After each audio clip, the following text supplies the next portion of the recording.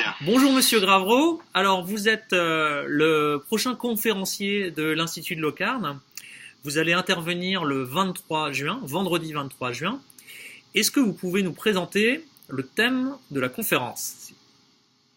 Alors on m'a invité à parler de la Chine, tout simplement parce que je viens de sortir un livre qui s'appelle La Chine conquérante chez Erol et qui essaye de raconter comment la Chine a progressé, quels sont tous les problèmes que rencontre la Chine, et puis pour nous, qu'est-ce que ça représente sur le plan stratégique, économique, social, politique, etc.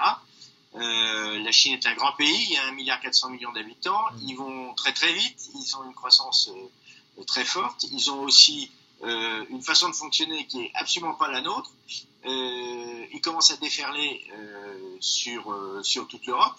Donc, ça a paru intéressant à l'Institut de Locarno de m'inviter pour creuser tout ça. Voilà. Parfait.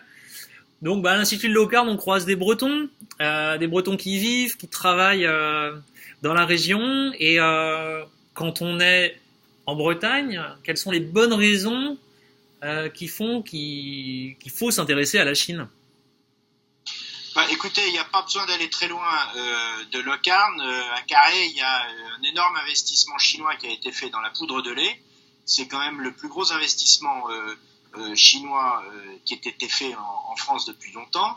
La totalité de la production de poudre de lait va partir en Chine pour une bonne raison, c'est que les Chinois se sont développés tellement vite que, maintenant ils consomment des protéines alors que le lait n'était pas du tout dans leur culture avant, et deux, ils ont un problème de sécurité alimentaire qui est absolument gigantesque. À la mesure du développement rapide qu'ils ont eu, ils se sont assis sur tous les problèmes de pollution, de l'eau, de l'air, de sécurité alimentaire. Il n'y a plus une source d'eau en Chine qui ne soit pas polluée. Il y a des métaux lourds plein la terre, etc., etc. Donc, ce qu'ils ont fait à Carhaix est tout à fait symptomatique des problèmes qu'ils rencontrent et aussi de la puissance financière qu'ils ont pour investir à peu près n'importe où. Voilà. Et donc, s'ils sont venus en Bretagne, c'est pour de bonnes raisons. Est-ce qu'il y a d'autres exemples de coopération entre la Bretagne et la Chine qui vont prochainement voir le jour? Alors, c'est les Bretons les spécialistes. Moi, je ne suis pas spécialiste de la Bretagne, je suis spécialiste de la Chine. Donc, le fait de venir rencontrer un certain nombre de gens le 23 juin va instaurer un dialogue. Moi, j'apporterai les matériaux que j'ai, c'est-à-dire la connaissance de la Chine depuis 40 ans. Et voilà, et je viens à Locarno, pas un martien, mais parce que je suis un grand ami du professeur Joseph Le Bihan, qui a sévi sur le campus d'HEC pendant très longtemps comme professeur de stratégie, et moi aussi parce que j'ai dirigé pendant 25 ans l'Institut asiatique d'HEC qui s'appelle HEC Eurasia Institute. Donc voilà, on est en pays de connaissances. D'accord.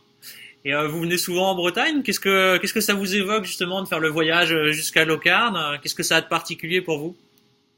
Eh ben, c'est la première fois de ma vie que je vais à Locarno parce que je connais mieux la Bretagne maritime que la Bretagne terrestre, parce que j'ai sillonné à la voile à peu près toutes les criques de Bretagne depuis 50 ans, donc vous voyez que la Bretagne ne m'est pas indifférente. D'accord. Alors à bientôt, le 23 juin à Locarno. À très bientôt. Merci. Au revoir.